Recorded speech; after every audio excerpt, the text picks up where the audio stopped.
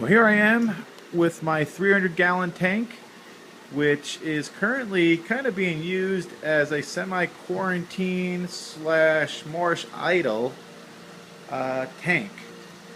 What I decided to do, I was in my fourth week of cycling my 300-gallon on my new build here, and I went ahead already and moved two clownfish and two Bartlett anthias from my 60-gallon reef tank, and that I knew that were, disease free, and put them in my 300-gallon. And I went to the store to go pick up some new fish to put in quarantine, and I knew that one day I was going to try and get a Moorish Idol, because I've read a lot about them, and I know that they're a very difficult fish to keep in captivity.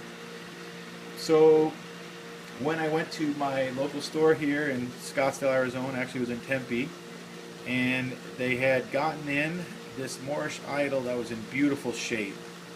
As you can see, not skinny, has his full streamers, coloring was great, and I talked to the guy who owns the store, and he talked about how he got the fish and what the quarantine process was prior to getting him into the store and the company that he gets the fish from.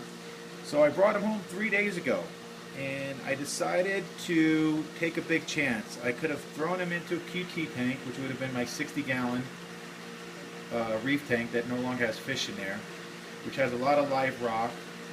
Or my other thought was put him directly into my 300-gallon, which does not have any live rock as of the last 66 weeks. I decided to go with no live sand, dry rock, and I've been cycling my tank for it's been 4 weeks now, and I've been using a lot of different bacterias and to get the water to cycle and a lot faster. And I had my two clownfish and my Bartlett anthias, and they were doing really well. So I made a decision yesterday 3 days ago, I made a decision to take this Moorish Idol and put him directly into the 300-gallon. And I'm hoping that there was no disease outbreak, no ick outbreak, and if there was, my gamble was that I was going to have to remove the 4 fish that were in there, let the tank sit for about 8 weeks to make sure if there was any ick cycling through, I can get rid of it. But the chance was to put this Moorish Idol into an pretty much empty 300-gallon, so would not have to compete with any other fish for food.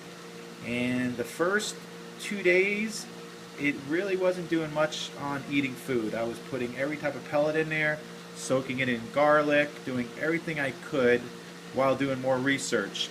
It was actually picking at some of the rock, even though there was nothing on them, and it started to, some of the pellets, it would take the pellets in, but it would spit them out. And I tried nori, and it really wasn't doing much with the nori as well. So, doing my research in the past, I knew that the Moorish Idol, one of its main diet is sponge in the ocean. So as you can see on the right there, I went ahead and got some orange sponge today, which was the first thing that got him eating. As soon as I put that in, within minutes he started picking at the orange sponge, which turned him into picking at some of the other items that I had here. And as you can see, this is my food display. Starting on the left, I have a purple sponge that I took out of my 90-gallon reef tank, which he didn't really care for. In the middle right there, which what he's eating, is a clam that I purchased earlier today. And I stuck it in there about 2 hours ago, and now he's devouring it, which is such great news. To the right of that was some nori that I put in earlier this morning. It was red nori with just garlic on it, and he's been going after that now after I put the sponge in. And also today I went ahead and I got the Brightwell Aquatics, the Angel Elixir, because I've been reading about how Moorish Idols really like that when you soak the food in there. So the other piece of nori has the Angel Elixir on it. And then obviously to the right is the orange sponge. So as you can see right now, the Moorish Idol is going to town on this clam, which right now I'm so happy about, because I want to make sure this fish lives. I want to do everything in my possible power to give it a good home, and so far it's working out great, because normally if there was other fish in the tank, he would not be even close to having a chance to start feeding on food. So my gamble as of right now is paying off. I have a nice healthy Moorish Idol on day 3 that's eating and looks disease free to me, looks really nice and healthy. So I'm hoping that this will continue and that my gamble will pay off by putting an unquarantined fish directly into my display tank. So like I said, my issue was if he has an outbreak of ick or anything like that, the only choice at that point is to remove the other 4 fish and let my new 300-gallon build sit empty for 8 weeks or longer to make sure the ick cycle passes through, but I'm hoping I won't have to deal with that. So I think my gamble is paying off. He is eating great. He's swimming around a tank nice and peacefully. I have a lot of strong flow in the tank with my closed loop system here. As you can see, the closed loop has created some craters in my sand work, but it's creating a lot of nice flow in the tank. And right now he has this whole 10-foot long 300-gallon tank.